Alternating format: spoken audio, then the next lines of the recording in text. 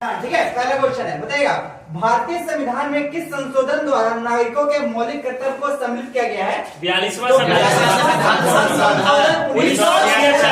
जिसको मिनी संविधान भी कहा जाता है। ठीक है ना। नेक्स्ट क्वेश्चन, योजना आयोग का गठन 1950 में किसके द्वारा हुआ था? बताइएगा। योजना आयोग का गठन किसके द्वारा हुआ था? मंत्रिमंडल के द्वारा हुआ था। ठीक है ना। कब हुआ था? 1950 15 मार्च 1950। कब हुआ था? 15 मार्च 1950। ठीक है ना। आगे, संविधान सभा के सदस्यों को किसने प्रत्यक्ष रूप से निर्वाचित किया था? संविधान सभा के सदस्यों को नहीं, प्रांत के विधान सभाओं ने।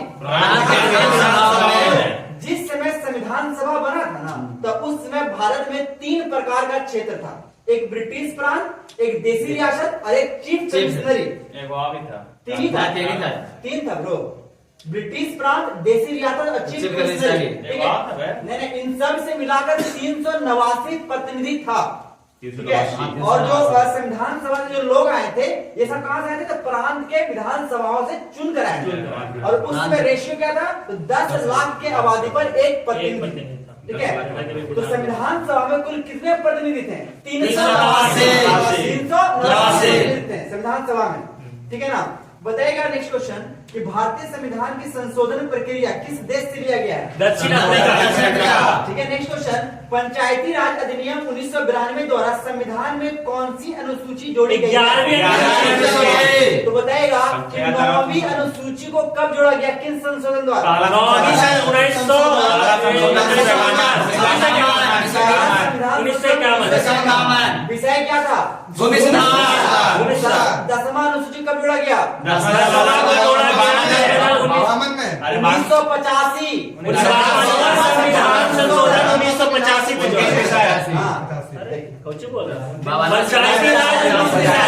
नगर पालिका 18 विषय। बहुत अच्छा। चलिए आगे बताइएगा कि राज्य की नीति निर्धारण जो है संविधान के किस भाग में है? भाग 4 में। दल बदल विरोधी कानून संविधान का कौन सा संशोधन है? 10वां संविधान 1985। बहुत अच्छा। आगे, लोकसभा की सदस्य हेतु न्यूनतम आयु 25 वर्ष। राज्यसभा 20 वर्ष। राष्ट्रपति विधानसभा 25 वर्ष। राज्य परिषद 30 वर्ष। राज्यपाल। अच्छा, बताइएगा कि शासकीय संविधान संशोधन अधिनियम 2003 द्वारा निर्वाचन क्षेत्रों की परिसीमन का आधार किस जनगणना को निश्चित किया गया है? 2001 के जनगणना अनुसार। अभी कब तक रहेगा? 2026 तक। 26 के बाद इसमें बदलाव होगा। लेकिन आगे, मूल अधिकार एवं राजनीति निर्धारक तत्वों में क्या अंतर है? मूल वो एक बाद योग है, एक बहुत अच्छा। मौलिक अधिकार क्या है? बाद योग है। नहीं है। दोनों एक प्रकार का मौलिक अधिकार है। ठीक है, लेकिन वो बाद योग है, ये बाद योग नहीं है। ठीक है। बताएगा कि जो डीपीएसपी है, इसको संविधान में जोड़ने का राय किसने दिया था? डीपीएसपी। हाँ, डीपीएसपी को जोड़ने का राय दिया था बीएन रॉ ने। थे वो संवैधानिक सलाहकार कहा था कि इसको जोड़ा जाना चाहिए। ठीक है ना। नेक्स्ट क्वेश्चन कहता है भारतीय संविधान के अनुसार राजनीतिक शक्ति का आधार क्या है? जनता, यानी कि भारतीय संविधान में सर्वोच्च कौन है? भारत। ठीक है। जब हम संविधान पढ़ते हैं तो हर जगह भारत की जनता के बारे में ही चर्चा किया हुआ रहता है। ठीक है। नेक्स्ट क्वेश्चन बताइएगा मिनी कॉन्स्टिट्यूशन किसे कहा जाता है? बहुत अच्छा। नेक्स्ट क्वेश्चन, भारतीय संविधान किस प्रकार की नागरिकता प्रदान करता है? एकल नागरिकता। एकल नागरिकता का प्रावधान किस देश के? ब्रिटेन से। बहुत अच्छा। तो ब्रिटेन से और क्या क्या लिया गया है? संसदीय प्रणाली लिया गया है और एकल नागरिकता ले गया है, विधि का शासन लिया गया है और मंत्रिमंडल। बहुत अच्छा। नेक्स्ट बताइएगा कि भारतीय संविधान में प्रदत्त मूल अधिकारों को निलंबित करने की सत्ता किसको? राष्ट्रपति को। जबकि संरक्षण करने का सुप्रीम कोर्ट और हाई कोर्ट को। ठीक है ना। और निरस्त करने का संसद। तीन चीज पूछेगा, परमानेंट मतलब टर्मिनेट करने का कुछ देर के लिए निरस्त बोलेगा तो संसद, निलंबित बोलेगा तो राष्ट्रपति और संरक्षण बोलेगा तब। बहुत अच्छा। आगे बताइएगा कि ब्रिटिश संसद द्वारा इंडियन इंडिपेंडेंस एक्ट कब पारित हुआ था? इंडियन इंडिपेंडेंस से 1989 क्वेश्चन समझा कि ब्रिटेन के संसद में भारत को आजादी मिलेगा तो वहां 1947 जुलाई 1947 ब्रिटेन के संसद में पास हुआ था है ना कि भारत को आजाद करना कब हुआ था जुलाई 1947। ठीक है, आगे बताइएगा संविधान बनाने वाली प्रारूप समिति के अध्यक्ष कौन थे? B R Ambedkar. कुल कितने सदस्य? 7 और प्रारूप समिति का गठन कब किया गया था? प्रारूप समिति का गठन 1947 में किया गया था। ठीक है, आगे देखा संविधान का अनुच्छेद 356 का संबंध किससे है? राष्ट्रपति शासन 352 का और विद्यापाल का। आगे बताइएगा कि संविधान में मूल कर्तव्यों को शामिल करने का विचार किस देश के संविधान से लिया गया? मूल कर्तव्य रशिया मूल कर्तव्य रशिया। सोवियत संघ। मूल अधिकार यूएसए। अब बताइएगा आपातकाल जर्मनी से। बताइएगा प्रस्तावना की भाषा ऑस्ट्रेलिया से। प्रस्तावना लिया गया तुम्हारा प्रस्तावना अमेरिका से। प्रस्तावना बोलेगा अमेरिका। प्रस्तावना की भाषा ठीक है ना। ठीक है, आगे बताइएगा कि राष्ट्रपति निर्वाचन होने के लिए पात्र आयु कितनी होती है? 35 वर्ष। ठीक है, आगे बताइएगा किसकी अनुमति के बिना राज्य के विधानसभा में कोई धन विधेयक है ना पेश नहीं किया जा लोकसभा के अध्यक्ष। हाँ, तो वो हो जाएगा आपका राज्यपाल की अनुमति के बिना। अरे क्लियर है। आगे देखिएगा कि राष्ट्रपति का अभिभाषण कौन तैयार करता है? मंत्रिमंडल। हाँ, केंद्रीय मंत्रिमंडल। अनुच्छेद बताइएगा। अनुच्छेद 74। अनुच्छेद 74। राष्ट्रपति का अभिभाषण 87।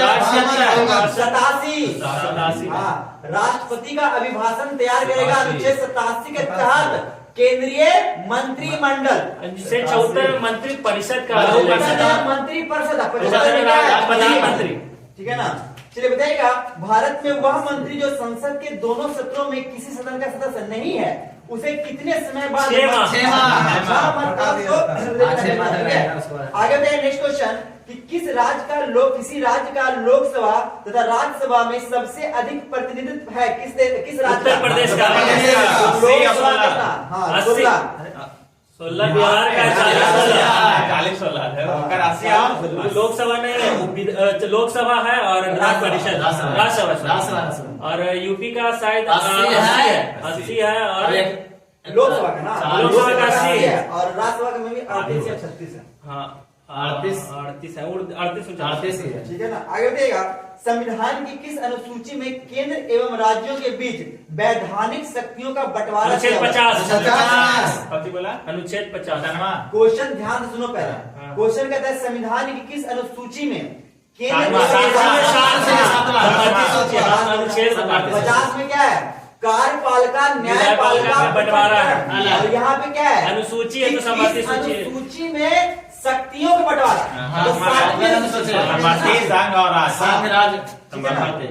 आगे बताइएगा कि राज्यसभा में राज्यों को प्रतिनिधित्व किस राज्य का है और कितना? राज्यसभा में राज्यों को प्रतिनिधित्व किस राज्य का है और कितना? तो उत्तर प्रदेश का 31 है। ठीक है ना। आगे बताइएगा कि संविधान के किस अनुच्छेद में भारत के नियंत्रक महालेखा परीक्षक 149 कर्तव्यों और शक्तियां हैं। अगर खाली महानियंत्रक 148। ठीक है ना। आगे बताइएगा कि बिहार में लोकसभा तथा राज्यसभा के लिए कितनी सीटें निर्धारित की गई? 16। बताएगा कि विधान परिषद की सीट जो है विधानसभा का कितना होना चाहिए? 1 तिहाई होना चाहिए। और किसी भी राज्य के विधानसभा का मैक्सिमम और मिनिमम सीट कितना होना चाहिए? 560। किसी भी राज्य के विधानसभा का मैक्सिमम सीट 560। लेकिन दो राज्य है, गोवा और सिक्किम है। ऐसे है जहाँ 60 से भी कम 40 है, 39 है। हाँ, क्योंकि वहाँ की जनसंख्या कम है। ठीक है। आगे बताइएगा कि राष्ट्रपति कितने समयांतरण के पश्चात वित्त आयोग का गठन करता है? 5 साल। चलिए बताइएगा, वित्त आयोग संवैधानिक की गैर संवैधानिक? संवैधानिक 280, जिसका चर्चा संविधान में है संवैधानिक, और जिसका चर्चा नहीं है जैसे कि योजना आयोग। एक होता है असंवैधानिक, जो कि गलत है करना, उसको असंवैधानिक बोलते हैं, ठीक है ना। आगे बताइएगा, संविधान के किस भाग में मौलिक अधिकार का प्रावधान है? तीसरा, ठीक है। आगे बताइएगा कि राज्यसभा तथा लोकसभा के संयुक्त अधिवेशन की अध्यक्षता कौन करता है? बुलाता कौन है? कितनी बार संयुक्त अधिवेशन हुआ है? ठीक है। आगे बताइएगा, संयुक्त संसदीय समिति के अध्यक्ष का मनोनयन किसके द्वारा किया जाता है? संयुक्त अधिवेशन का अध्यक्षता किसके द्वारा किया जाता है? ये सदस्य अपनी सत्ता का उपयोग किस रूप में करते हैं? तो संयुक्त रूप से, ठीक है। हाँ, बताइएगा कि किस अधिनियम के तहत बंगाल के गवर्नर जनरल को भारत का 1773 बंगाल के गवर्नर जनरल को भारत 1833 का 1833 का ध्यान रखिएगा उसके बाद, ठीक है ना। चलिए आगे बताइएगा कि कितने सदस्यों की भारत परिषद का सृजन हुआ है? तो 15। चलिए एक पेज कंप्लीट हो गया है, हम 1 बाय 1 पूछेंगे, ठीक है ना। चलिए बताइएगा मित्र भूषण कुमार, बताइएगा कि राज्य के नीति निर्देशक तत्वों का वर्णन संविधान के किस भाग में है? 4 में। अमृत बताइएगा कि मूल अधिकार और राज्य के नीति निर्देशक तत्व में क्या अंतर है? फंडामेंटल राइट्स एंड डीपीएसपी में क्या अंतर है? What is the difference between DPSP and rights, human rights? एक बाधित है, एक अबाधित है। हाँ, कौन बाधित कौन अबाधित है? राज के लिए क्या है? बाधित है। क्वेश्चन आप समझ पा रहे हैं क्या है?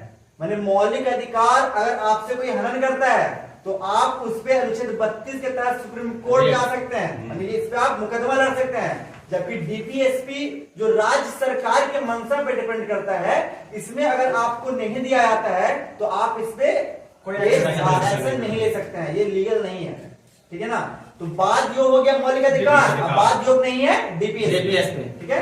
चलिए बताइएगा टुनटुन कुमार कि भारत के संविधान में प्रथम संशोधन कब किया गया था? 1951। बहुत अच्छा। बताइएगा कि भारत सरकार का मुख्य विधि परामर्शक कौन होता है? क्या बोले?